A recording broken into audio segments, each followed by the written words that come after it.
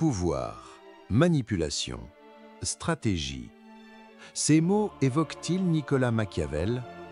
Ce penseur florentin, souvent réduit à un cynique sans scrupules, a marqué la pensée politique comme peu d'autres. Était-il un opportuniste immoral ou un réaliste incompris dont les idées résonnent encore?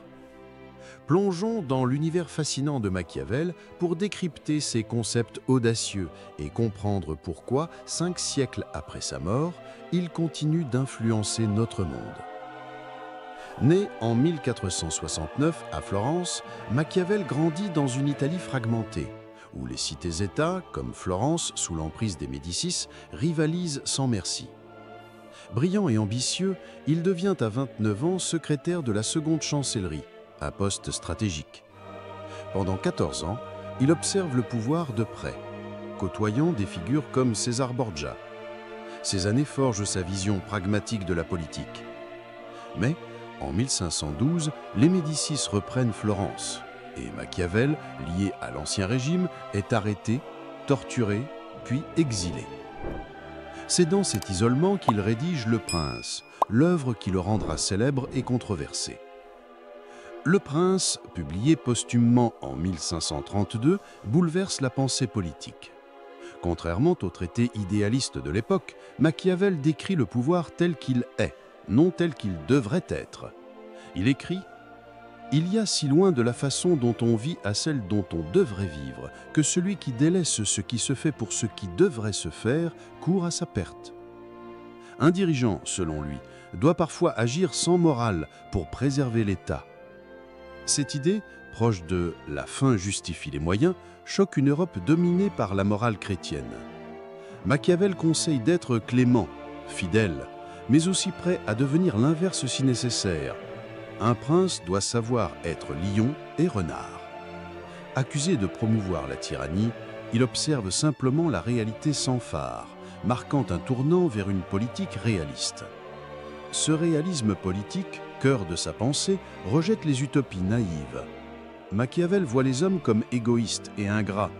Ils oublient plus vite la mort de leur père que la perte de leur patrimoine. Un prince doit inspirer la peur plus que l'amour, car la peur est plus réable. Cette vision pessimiste, bien que critiquée, reflète une vérité crue sur la nature humaine, toujours pertinente dans nos sociétés.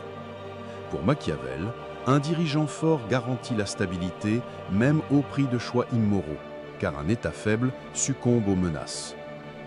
Sa conception du pouvoir est radicale. Le pouvoir est une fin en soi, non un moyen pour le bien commun. Un prince doit se consacrer à sa préservation, car un leader faible met l'État en péril. Il vaut mieux être craint que aimé, écrit-il, renversant l'image du dirigeant bienveillant. Ces idées nous interrogent. Les dirigeants gentils ne sont-ils pas souvent évincés par des rivaux impitoyables? Les démocraties ne souffrent-elles pas de leaders trop soucieux de leur popularité? Un exemple moderne illustre cette pensée. Emmanuel Macron. Diplômé ayant étudié Machiavel, Macron incarne la flexibilité prônée par le prince. Passé du Parti socialiste à un mouvement centriste en 2017, il navigue entre gauche et droite, ajustant son image entre fermeté et empathie. Sa dissolution de l'Assemblée nationale en 2024 évoque un coup d'autorité machiavélique pour déstabiliser ses adversaires. Pourtant, son impopularité montre les limites. Machiavel avertit qu'un prince doit éviter le mépris du peuple, une leçon que Macron semble parfois ignorer. L'héritage de Machiavel transcende la politique. Pionnier de la science politique moderne, son approche empirique a influencé Rousseau, Hegel et les pères fondateurs américains. Aujourd'hui, ses idées résonnent dans les débats sur la sécurité, la surveillance ou le leadership. Au-delà, ses réflexions sur la psychologie humaine irriguent le management, la stratégie et la sociologie. L'adjectif machiavélique évoque la manipulation, mais réduire Machiavel à cela est une erreur. Il nous force à voir le pouvoir sans illusion, une invitation inconfortable mais libératrice. La prochaine fois que vous entendrez machiavélique, pensez à une réflexion profonde sur le pouvoir, non un simple cynisme. Pour aller plus loin, lisez Le Prince, un classique intemporelle. Un lien pour le livre audio est dans la description, soutenant cette chaîne pour explorer d'autres penseurs. Machiavel nous défie, saurez-vous regarder le pouvoir en face ?